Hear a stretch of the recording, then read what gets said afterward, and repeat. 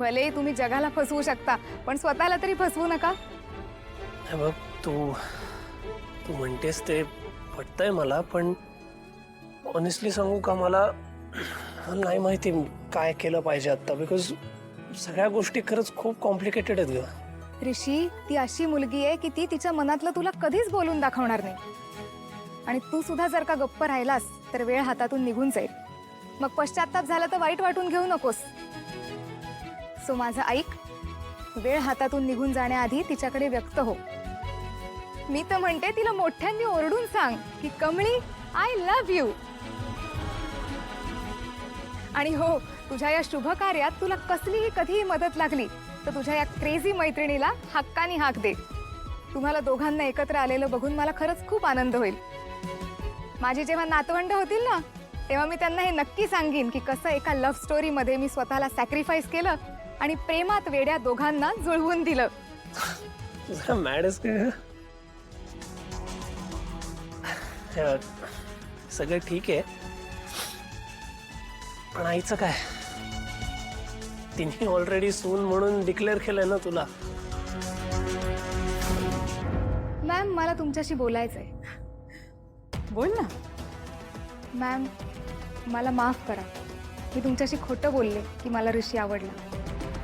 म्हणजे ऋषी खूप चांगला मुलगा आहे, त्याच्यात कुठलीच खोट नाहीये. पण माझं ऑलरेडी एका मुलावर प्रेम आहे. आईने तुम्हाला थेट सांगितलं आणि तिचं मन मला दुखवायचं नव्हतं, म्हणून मी इथे आले. आय नो की मी तुमच्या भावनांशी खेळली आहे, पण प्लीज मला माफ करा. तुम्ही मला समजून घ्याल अशी मी आशा करते. Are you serious?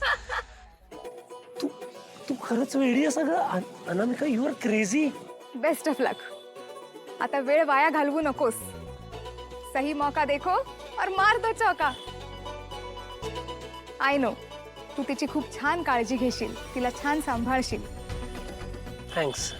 चल, मी निघते. मी सोडतो तुला, चल. नाही, त्याची काही गरज नाही, मी जाईन. आणि हो, मी सांगितलेलं विसरू नकोस.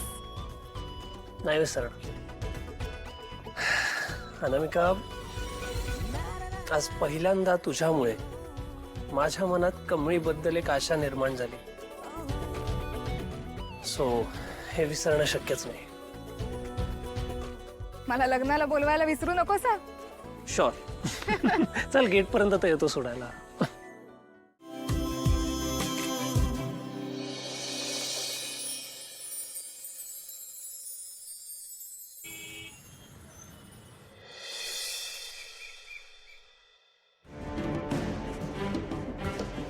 राजन, अरे काय चाललंय तुझं? तुला माझं ऐकायचंच नाहीये का? का दारू पितोयस तू? आई आई काय करू ऐकून? मला काही करावंसंच वाटत नाही का? काही करावंसं नाही वाटत. काय माझं नशीब आहे खरंच. स्वतःच्या मुलाला या अवस्थेत बघावं लागतंय मला. राजन, अरे तुला या अवस्थेत बघणं सहन होत नाही रे मला. खूप यातना होत आहेत मला. असं तू खचून गेलेलं नाही बघवत आहे मला.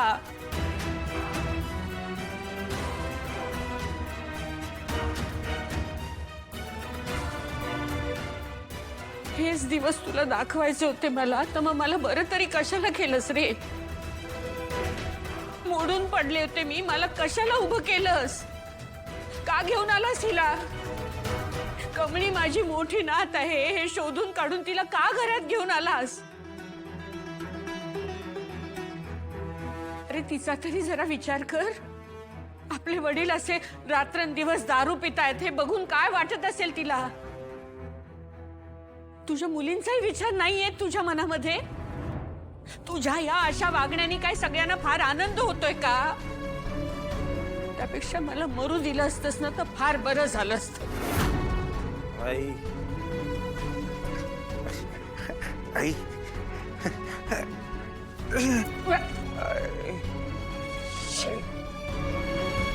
खूप झालं.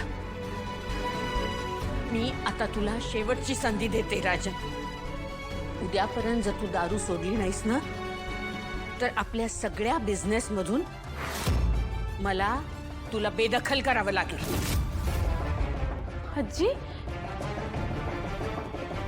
मग काय करू मी कमली? काय करू काय मी? सांग मला काय करू?